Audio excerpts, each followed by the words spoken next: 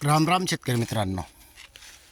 आपण जे वासरीच्या चाऱ्यासाठी जे मोडलेलं होतं त्यामुळे आपल्याला थोडं नुकसान सहन करावं लागतं आहे. जास्त नाही मोडलेलं, आपण थोडंच मोड केलेली होती. आता त्याच्यातून आपल्याला निष्कर्ष असा निघाला की जिथं मोड झालेली आहे तिथलं दाणे भरले गेले नाही आहेत. आपण हे दरवर्षी हे करतच होतो. आज आपण ते पण युगायुग कलर चेंज झालेला आहे, परिपक्वता झाली आहे.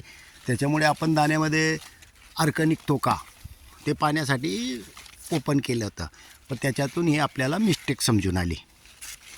हे बघा. आणि शेतकरी मित्रांनो, ज्या आपण मोड केलेले नाही आहे तिथे वरपर्यंत दाणे भरले गेले आहेत. आता काही तज्ज्ञ मंडळी सांगतील की पाणी कमी झालं किंवा पोटॅशची कमतरता आहे असंही म्हणू शकतायत. तर शेतकरी मित्रांनो, ज्या अर्थी दांडाचे आणि मोडन फक्त वरचं जे तोटा मोडला आहे तिथेच झालेलं आहे. आणि आतमध्ये कधी बघितलं तर आतमधलंही पूर्ण भरलं गेलेलं आहे.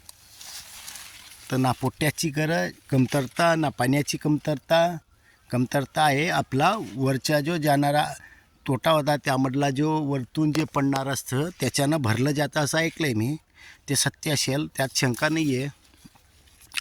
तर वरती जो जाणारा रस असतो आणि वरतून जो खाली येणारा रस असतो, म्हणजे परिपक्वच्या वेळेला फळाला ते अन्नद्रव्य भेटलं जातं. ते वरचे येणारं बंद झालं, खालतून येणारच भेटतं आहे फक्त. त्याच्यामुळे हा प्रकार होत असेल. आणि वरती पूर्ण असल्यामुळे क्लिअर आहे. तर शेतकरी मित्रांनो, परिपक्वता झाला असेल, दाणे वरपर्यंत समजा कडक झाले असतील तर मोडलं तर काही अडचण येणार नाही मला वाटतं.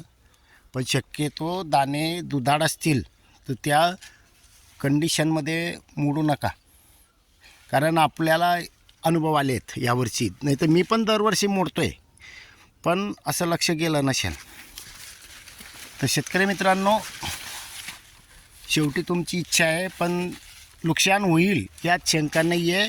कारण आपण बघून अभ्यास म्हणजे पूर्ण क्लिअर करून सांगतो आहे. एक बुट्ट्याचं झालं असतं तर एक विषय वेगळा आहे, पण आपण 10-12 बुट्टे मोडले आहेत, त्याच्यामधून आपल्या निष्कर्षण आलेलं आहे. तर त्यामुळे मोडू नका. परिपक्वता झाली तेव्हा मोडा. समजा एखाद्या वेळेला मोडायचे हे याच्यातून पाणी निघत नसेल किंवा जो रस असतो तो निघत नसेल तेव्हा मोडलं तर काही अडचण नाही आहे. पण दुधाळ दाणा असेल, रस निघत असेल तेव्हा मोडू नका. धन्यवाद.